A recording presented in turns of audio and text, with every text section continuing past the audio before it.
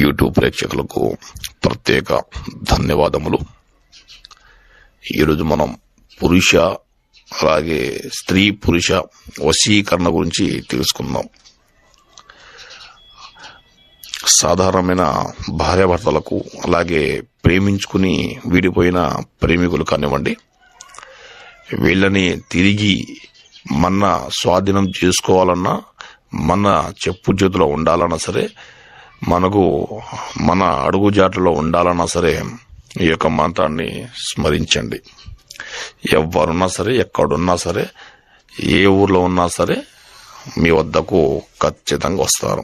మీ చెప్పు చేతిలో ఉండడం ఖాయం.